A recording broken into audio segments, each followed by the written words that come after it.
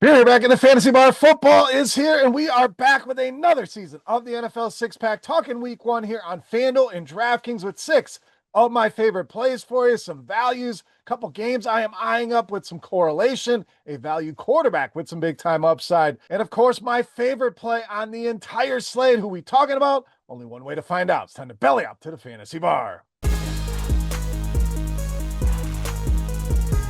Welcome in, guys. Feels like Christmas morning is approaching. NFL season is back, and I couldn't be more excited to be back here for another season of Beers Daily Fantasy Six Pack, covering the NFL each and every week on the main slates for FanDuel and DraftKings. If you are a long timer, welcome back to the fantasy bar. And if you are new here, we give you six plays each and every week: a quarterback, two running backs, two wide receivers, and a tight end. And I give you my favorite play, known as the Beast of the Week, in every single video. Excited to launch another season here. Now, before we get to the plays for week one, the most important thing that you can do here in this video is hit that thumbs up button, as we call it. That is a tip jar here in the fantasy bar. So make sure you take care of that. Subscribe and hit that notification bell as well, so you don't miss any of the content. All right, let's dive in here. Week one, only a few days away. Let's start at the running back position. The guy I think is going to be very low owned in Kenneth Walker of Seattle. So lots of great running back options on the slate here this week. Kenneth Walker checking in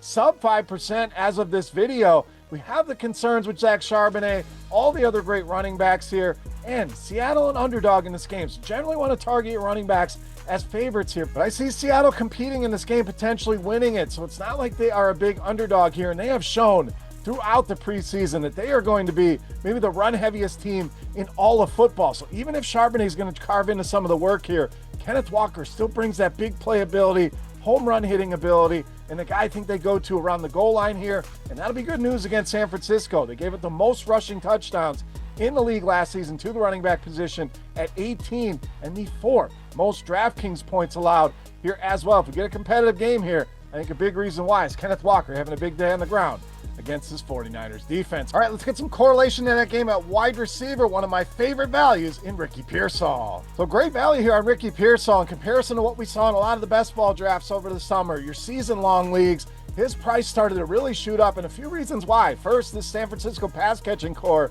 really banged up. We know Brandon Ayuk going to be out for quite some time. Deebo Samuel off to Washington. Juwan Jennings dealing with some injuries here as well. So I think Pearsall, big opportunity ahead of him here in this 49ers passing attack. We saw some flashes of why he was a first-round pick towards the end of last season here, and a good matchup here with Seattle. We're talking the 8th most receiving touchdowns allowed in 2024, 12th most DraftKings points allowed to that position as well. Simply put, Ricky Pearsall will never be this cheap again. I can promise you that. Take advantage here in week one against the Seattle Seahawks. All right, tight end up next with David Njoku of Cleveland. This another one looks a little bit too cheap here. Sub 5K on David Njoku. Joe Flacco taking the helm here for the Cleveland Browns, and that's great news for all of these Cleveland pass catchers. No shade to Dylan Gabriel, Shedeur Sanders, but Joe Flacco's going to wing the ball all over the field, put numbers on the board, and Njoku, one of his favorite targets when he was with Cleveland. Now, last season without Flacco, Njoku really tore the Cincinnati defense up. One of the targets all season long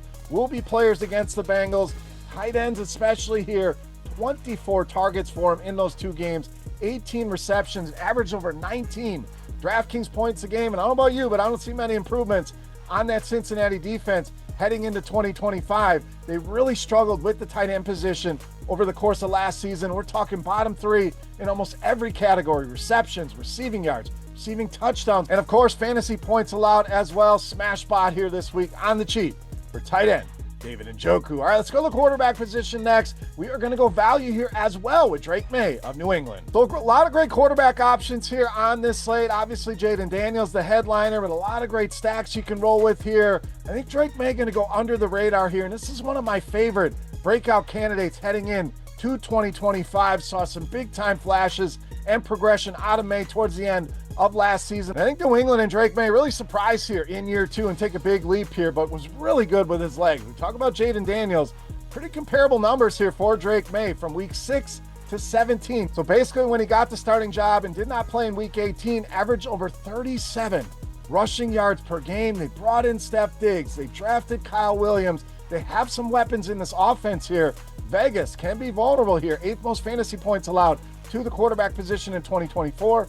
5th most passing touchdowns allowed here as well.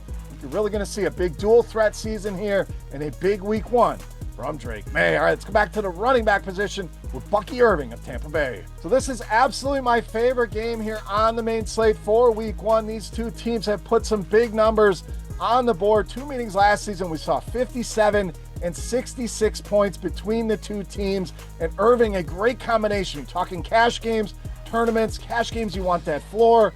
15 or more DraftKings points in 11 of 13 games. So hell of a floor there. The upside you're looking for in tournaments, 3 games of 26 or more fantasy points here, and gives us that receiving upside that we're looking for on DraftKings. Multiple catches in 15 of 17 games, and no team allowed more receptions to running backs last season than the Atlanta Falcons. I think we get a high-scoring shootout here. I think Bucky Irving goes big and goes over 25 DraftKings points in this game.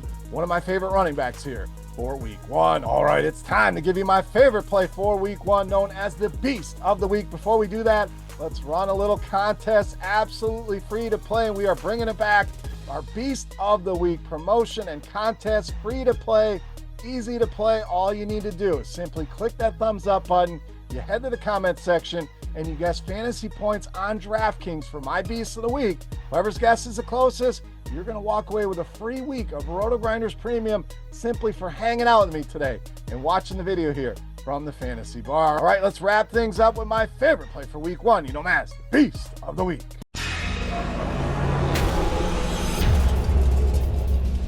All right, Beast time. We're going to stay in that Tampa-Atlanta game and roll with wide receiver Drake London, this week's Beast of the Week. So London, another player I'm very excited about. A guy I think takes another big leap. We saw a big jump last season for him, and I think he takes that next step into the top 5 wide receivers in the NFL, but that's a season-long take. Let's focus here on week 1, and I absolutely love this spot for him indoors against this Tampa Bay team. 3 games with Michael Penix to end 2024. He saw a whopping 39 targets in those games, averaged over 117 receiving yards per game. We saw the similar story in the preseason here. Would not surprise me to see Drake London lead the league in targets and target share this season. And one of his biggest games came against, yes, you guessed it, the Tampa Bay Bucks at home last season.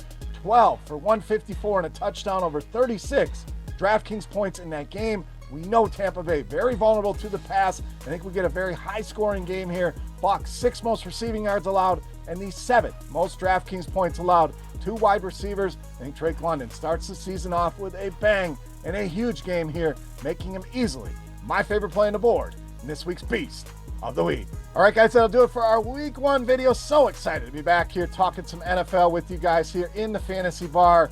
Don't forget, get your guess in. Drake London's fantasy points on DraftKings. First shot to win a free week of RotoGrinders Premium. And any comments, questions, feedback, whatever you guys want to talk about, you can hit me up in this YouTube comment section right below me or over on Twitter at Beermakersfan. Don't forget, we will also be bringing you a Pints and Picks video each and every week. 2 of my favorite NFL bets, quick 1-minute video. Make sure you are checking that out as well. Hit that thumbs up button if you have not already. Make sure you subscribe and hit that notification bell. For RotoGrinders.com, I am Beer saying salut, guys. Thank you so much for watching. So excited NFL is back and to be hanging out with you guys all season long, talking football. Best of luck on this week 1 slate, and we'll catch you next week. Thanks for checking out our videos. Don't forget to subscribe to this channel for more DraftKings, FanDuel, and other DFS content. And you can check out our daily live show schedule on RotoGrinders.com/videos.